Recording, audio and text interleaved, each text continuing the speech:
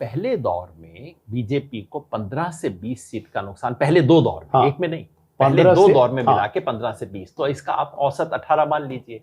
18 का वहां नुकसान हुआ है पहले दौर में बीजेपी को, और 16 का यहां नुकसान हुआ, तो 34 का नुकसान हो गया, तो लगभग 34 का नुकसान हो गया। अब आप एक संयोग से हम किसी एक इंपॉर्टेंट फिगर पे पहुंच गए हैं।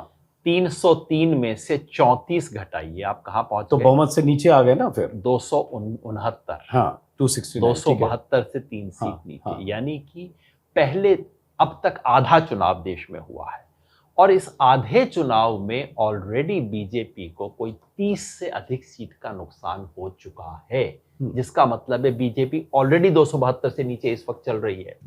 अगर आने वाले चार दौर बाकी हैं, जैसा अजीत भाई ने शुरू में कहा, वो इलाके जहां बीजेपी गेन कर सकती थी, जहां उनके दावे थे, वहां लगभग चुनाव हो गया। 2 इलाके बचे हैं जहां बीजेपी का गेन करने की उम्मीद अभी बाकी है, वो है तेलंगाना और उड़ीसा।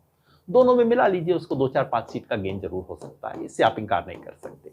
तो गेन अब हो नहीं सकता, अब सिर्फ लॉस और लॉस की कहानी ही बाकी ये एनडीए बोल रहे हैं ना, 269 टोटल अगर जोड़ते एनडीए, नहीं एनडीए नहीं, बीजेपी कह रहा हूं, क्योंकि बीजेपी के पास 303 सीट थी, तो 269 बोल रहे हैं। नहीं, उसमें तो लेकिन जो नंबर जोड़ा उसमें तो एनडीए भी शामिल है ना। नहीं, मैंने आपको 16 अलग बीजेपी का, अच्छा ठीक है, तो 269 आप बीजेपी कर रहे हैं, और पहले में 18 प्योर बीजेपी। ठीक है, तो 269 अगर 3 दौर में ही बीजेपी आ गई, जो बड़ा खतरनाक है, फिर तो 4 दौर बाकी है बीजेपी के लिए।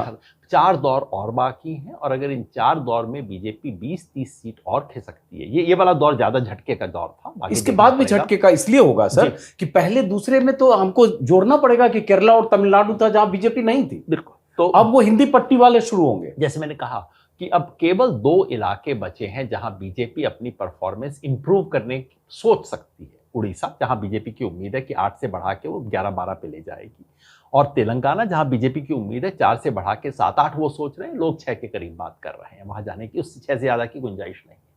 उसके अलावा सिर्फ लॉस और लॉस का ही, मतलब नफे का नहीं है, तो नुकसान और नुकसान का हिसाब ही अब बाकी है। और अगर ये नुकसान का हिसाब चलता रहता है और अगर बीजेपी 250 के नीचे आती है, तो फिर राजनीतिक समीकरण बहुत ड्रामेटिक तरीके से देश में बदल सकते हैं। ऐसा अभी अनुमान है, कयास है, ना हमारी जेब में कोई एग्जिट पोल है, ना ऐसा कोई, और ये बहुत ब्रॉड फिगर है, क्योंकि हम सब लोग बात करना चाहते हैं, और इस देश में मैंने देखा है, इस देश के हर गांव में, हर टी स्टॉल में सेफोलॉजिस्ट मौजूद होता है, जो दिल्ली वाले सेफोलॉजिस्ट से बेहतर होता है। तो उन सब सेफोलॉजिस्ट के नाम, ये आंकड़े हैं, जरा देखिएगा, गौर कीजिएगा, चर्चा और चलाइएगा।